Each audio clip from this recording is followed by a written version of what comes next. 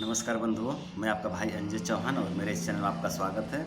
और बंधु, आज हम लोग बात करेंगे कि उम्र 35 वर्ष है, 40 वर्ष है, 50 वर्ष है, 55 वर्ष है, 60 वर्ष है या 65-70 वर्ष है, 80 वर्ष है, तो क्या इस उम्र में ब्रह्मचर्य का लाभ मिलेगा? क्या इस उम्र में ब्रह्मचर्य का लाभ मिलेगा? तो देखिए बंधु, अगर हम बात करें ब्रह्मचर्य की तो लाभ जरूर मिलेगा।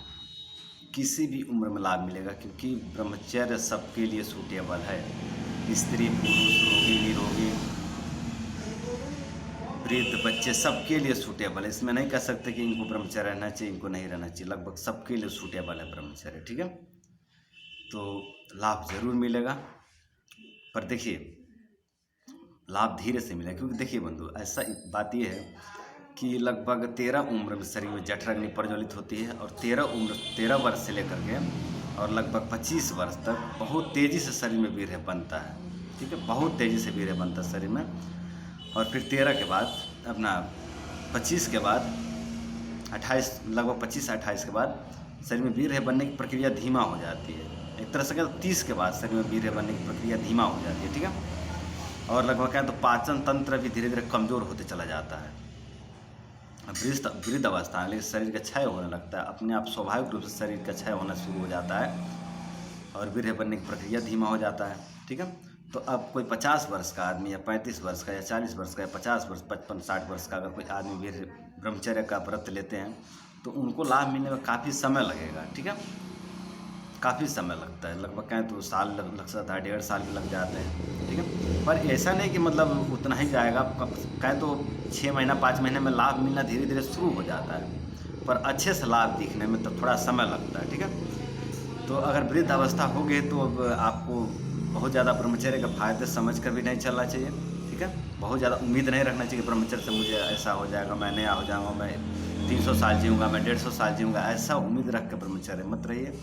आप धर्म को समझ कर ब्रह्मचर्य रहिए, और आप ये समझिए कि आपको जो क्षय हो रहा है, इस क्षय को थोड़ा स्लो किया जाए। ठीक है, इस हिसाब से आप ब्रह्मचर्य रहिए। तो अगर आपकी मृत्यु 80 साल पे होने वाली है तो आप 90 साल तक जियोगे, और अच्छे से जियोगे और अच्छे से मरोगे। ठीक है, और अपना सब कुछ करते हुए। ठीक है, तो दूसरे पर डिपेंड नहीं होना पड़ेगा, दूसरे के सहारे नहीं रहना पड़ेगा, आप अपने ही दम पर अपना सब कुछ करते चला जाएंगे। ठीक है, तो इसलिए ब्रह्मचर्य जरूरी है वृद्ध अवस्था में ब्रह्मचर्य। और एक हिसाब से कहें तो 30 वर्ष के बाद तो ब्रह्मचर्य बहुत ज़रूरी है, बहुत बहुत ज़रूरी है। क्योंकि 30 वर्ष के जो आसपास तक है, 30 वर्ष तक तो वीर्य बनने की प्रक्रिया थोड़ा अच्छा रहता है। ठीक है, 25 वर्ष तक तो बहुत अच्छा रहता है, पर 30 के बाद जो है कि वीर्य बनने की प्रक्रिया धीमा हो चला जाता है। ठीक है, तो यहाँ तो ब्रह्मचर्य की अब बहुत आवश्यकता है, क्योंकि अब जो है कि वीर्य बनने की प्रक्रिया धीमा हो गया। पहले अच्छा था, हमने कुछ खुरापात किया, नहीं पता चलता था शरीर को, लेकिन अब शरीर जो है कि बता दे रहा है कि शरीर में वीर्य नहीं है ना। तो अब जो है कि शरीर में वीर्य रखने की बहुत आवश्यकता है। तो हम कहें एक हिसाब से तो वृद्ध अवस्था में तो ब्रह्मचर्य की अति आवश्यकता होती है, बहुत ज़रूरत होती है। ठीक है, फिर भी अगर गृहस्थ में है तो आप संयम पूर्वक भी रह सकते हैं। जैसा कि गृहस्थ के लिए कहा गया है कि आप कुछ समय दे करके जो है कि आप परिवार में रहें, तो उस हिसाब से भी आप रह सकते हैं। नहीं अखंड ब्रह्मचारी रह सकते हैं। अगर परिवार में आ गए हैं, गृहस्थ में आ गए हैं, तो उसका भी पालन करना ही है। तो आप समय समय पर अपना ब्रह्मचर्य तोड़ सकते हैं, पर हाँ लंबे समय पर, जैसे कि आपने 1 साल तक ब्रह्मचर्य किया या 8 महीने तक ब्रह्मचर्य किया, फिर आप ब्रह्मचर्य तोड़िए, एक बार गृहस्थ में जाइए। और वृद्ध अवस्था में आ ही गए हैं तो आप उसमें क्या फंसना गृहस्थ में। ठीक है, अब तो विरक्ति का समय आ गई है।